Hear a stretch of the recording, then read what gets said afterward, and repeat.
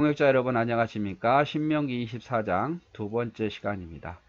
우리 저번 시간에 계속 이혼에 대한 이야기만 해서 혹시 제가 신학자여도 논란이 있는데 목회자이기 때문에 조금 생각이 다르더라도 성경에는 그렇게 돼 있구나, 그냥 성경만 이야기해 줬다는 거 그렇게 생각해 주시고, 그게 법이다, 목사님이 그래라 했으니까 한다, 이렇게 생각하지 마시고, 성경은 그렇게 돼 있고 또 제가 부족한 부분도 있으니까 성경에 있는 내용만 소개해 줄 뿐이었습니다. 자, 오늘 또 계속 볼까요? 5절부터. 자, 사람이 새로이 아내를 맞이하였으면 그를 군대로 내보내지 말 것이요, 아무 직무도 그에게 맡기지 말 것이며, 그는 1년 동안 한가하게 집에 있으면서 그가 맞이한 아내를 즐겁게 하라. 1년 동안은 군대를 징집한 기회가 오더라도 그는 징집하지 말란 말이에요. 1년 동안. 왜냐하면 1년 동안은 가정에 충실하도록 해라, 이 말이죠. 자, 결혼하자마자 떠나면 이 병역에 징집된 사람이 얼마나 제대로 싸울 수 있겠습니까? 맨날 아내만 생각하겠죠. 더욱이 뜨거웠던 신혼 시절인데, 그러니까 그럴 경우에는 집에 있게 하면서 아내를 즐겁게 하는 일을 하도록 하기 위해서 병역 면제를 해주라, 이 말이죠. 물론 이때 전쟁이 안 일어나면 이럴 일도 없겠지만, 그때 하필이면 전쟁이 일어날지라도 이들을 면제해 주라, 이 말이죠. 6절, 사람이 맷돌이나 그 윗짝을 전당 잡지 말진 이는 그 생명을 전당 잡음이라. 자, 이거 다 이제 가난한 사람들이거든요. 자, 맷돌이나 그 윗짝을 전당 잡지 말라. 자, 맷돌은 어때요? 두 개의 돌을 겹쳐서 이렇게 가는 거잖아요. 그런데 그 맷돌이나 맷돌 위에 있는 윗짝을 전당 잡아버리면 곡식을 갈 수가 없잖아요. 가난한 자가 곡식을 갈 수 없으면 밥을 먹을 수가 없어요. 그러니까 아무리 전당을 잡더라도, 재산이 없어 전당을 잡더라도 맷돌이나 그 윗짝을 전당 잡지 마. 최소한 먹게끔은 해주라, 이 말이야. 먹게끔. 우리나라도 그렇잖아요. 어떤 빚을 져도 가장 기본적인 것은 은행에서 빼앗아 가지 못하게 합니다. 그렇죠? 기초수급자에게 주는 돈은 은행도 건드리지 못해요. 그거 받으면 다 빼앗아 가고 이러지 못해요. 그렇듯이 가장 가난한 사람들에게 있어서 맷돌이나 전당은요, 윗짝은 이런 거는 생명과 관계되기 때문에 이런 건 전당 잡지 말라고 말합니다. 자, 7절, 사람이 자기 형제 곧 이스라엘 자손 중 한 사람을 유인하여 종으로 삼거나 판 것이 발견되면 그 유인한 자를 죽일진 이같이 하여 너희 중에 악을 제가. 유인한 자는 뭡니까? 유괴범이에요. 유괴범. 사람을 유괴해서, 요즘에 그런 일을 많이 하잖아요. 이상한 거 먹여가지고 차에 태워가지고 저기 멀리 창녀로 보낸다든지 섬으로 보내서 막 이렇게 일하게 한다든지, 어린아이 유괴해서 돈 받으려고 한다든지, 이런 거예요. 그래서 이스라엘 형제, 자기 형제 곧 이스라엘 자손 중 한 사람을 유인하여, 이방인도 아니고 자기 형제를 유인해서 종으로 삼거나 판 것이 발견되면 아주 악한 자잖아요. 자기 형제를 그렇게 하는 일인데, 이 사람들은 죽일지니 너희 중에서 악을 제거하라, 이 말이죠.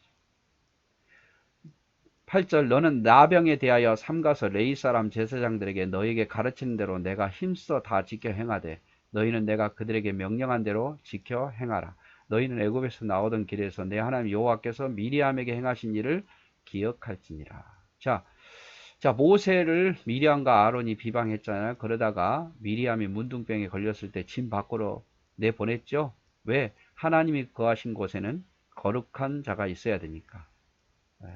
그래서 나병도 역시 앞에서 봤던 것처럼 몽설이라든지 유출병이라든지 이런 것처럼 부정하게 본 거죠. 그러니까 이 나병에 걸린 사람은 진중에 있게 하지 말고 밖으로 내보내라, 이 말이죠. 밖으로 내보내. 그리고 나은 다음에 들어오게 한 거죠. 왜냐하면 부정하게 됐기 때문에 하나님 거룩한 곳에 있을 수가 없는 거예요.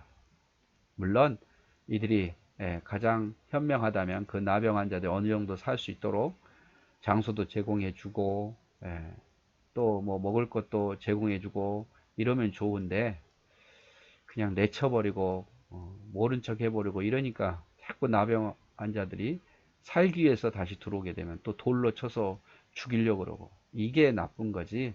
이 나병이 거룩지 못하기 때문에 하나님이 진 밖으로 내보내라 이 말이야. 다른 공동체의 거룩함을 오염시키지 않기 위해서 그런 거예요. 그래서 새로 장가를 가면 군대 징집을 면제한다. 가난한 자의 생활 필수품 저당 잡지 못한다.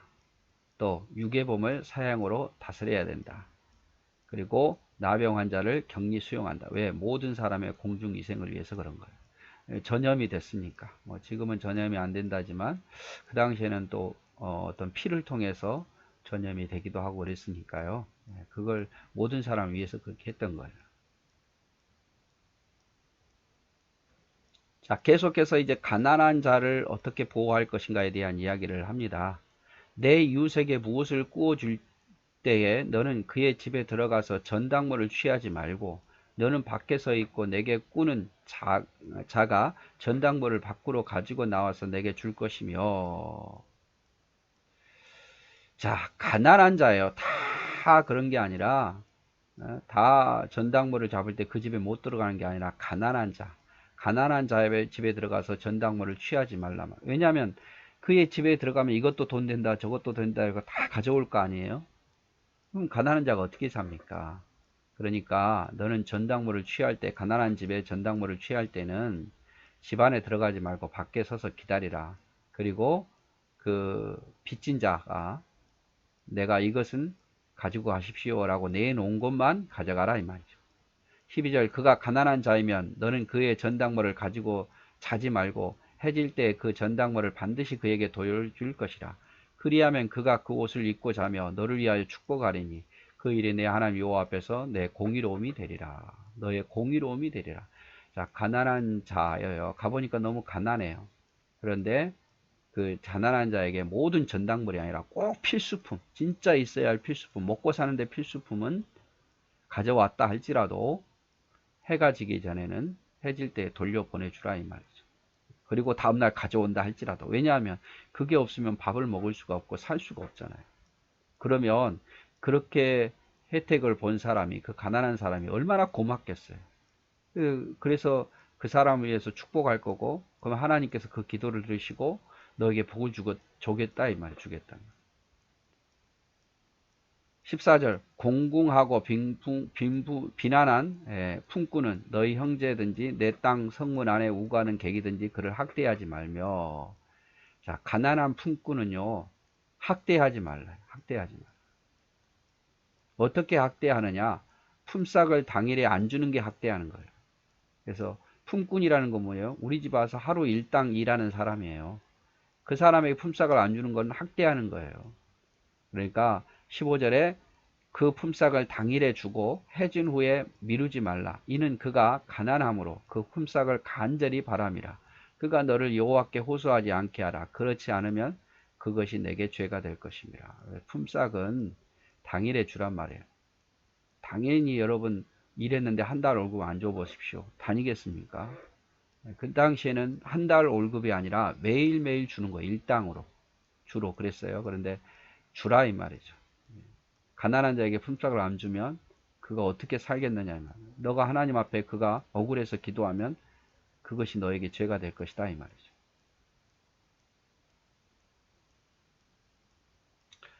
자, 아버지는 그 자식들로 말미암아 죽임을 당하지 않을 것이요 자식들은 그 아버지로 말미암아 죽임을 당하지 않을 것이니 각 사람은 자기 죄로 말미암아 죽임을 당할 것이냐. 자, 아버지 죄로 자식이 죽임을 당하고 자식 죄로 아버지가 죽임 당하고 아니라 이 말이죠.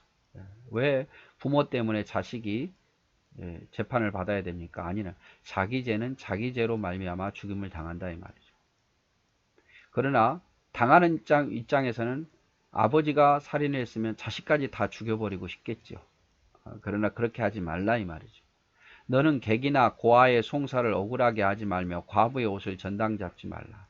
객, 고아, 이 사람 뭐예요? 약한 사람들이에요. 이방인들, 고아, 또 과부, 다 이 사람들은 연약한 자들이잖아요. 이들의 송사를 약하다고 부자 사람 편을 들지 말고 억울하게 하지 말고, 또 과부의 옷을 전당 잡지 말라. 과부 힘없는 자잖아요. 남편 없는 자. 그들의 옷을 전당 잡으면 그들이 어떻게 살 수 있겠습니까? 그 옷은 단순히 옷이 아니에요. 저녁에는 이불도 될 수 있고, 어떻게 보면 살림 미천이거든요. 근데 이것을 전당 잡지는 말아라. 18절 너는 애굽에서 종되었던 일과 내 하나님 여호와께서 너를 거기에 속량하신 것을 기억하라. 이러므로 내가 내게 이 일을 행하라 명하노라. 너희는 꼭 기억하라. 너희도 종이었단 말이야. 너희도 애굽에서 얼마나 천대받는 종이었냐 이 말이야. 그때를 잊어버리지 말라. 개구리가 올챙이 쪽을 생각하라 이 말이죠. 자, 19절 내가 밭에서 곡식을 벨 때에 그 한 몫을 밭에 잊어버렸거든 다시 가서 가져오지 말고 나그네와 거와 가부를 위하여 남겨두라. 그리하면 내 하나님 여호와께서 내 손으로 하는 모든 일에 복을 내리시리라. 자, 밭에서 곡식을 뱄어요. 그런데 와보니까 뭉치 하나가 없네. 그럼 다시 가지러 가지 말라 이 말이야. 이게 하나님 뜻이구나 하고 나그네 고아 가부가 그것을 가져갈 수 있게 하라 이 말이죠. 또 20절 내가 그 가지를 다시 살피지 말고 그 남은 것은 객과 고아와 가부를 감람나무 떤 후에 이하여 남겨주지 말라. 곡식뿐만 아니라 감람나무를 떤 후에, 감람나무가 뭡니까? 올리브유예요. 올리브.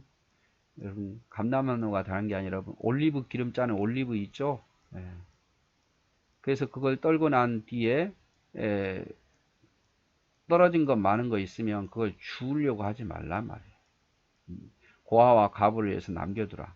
또 21절 내가 내 포도원에 포도를 딴 후에 그 남은 것을 다시 따지 말고 객과 고아와 가부를 위하여 남겨두라.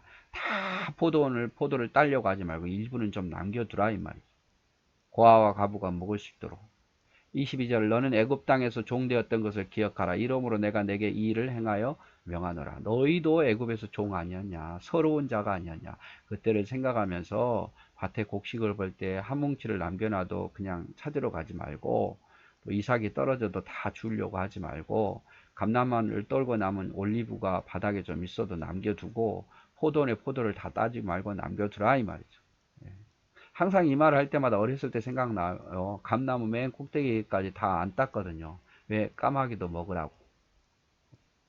하물며 그 당시에 고아, 과부, 나그네 다 가난한 사람들이잖아요.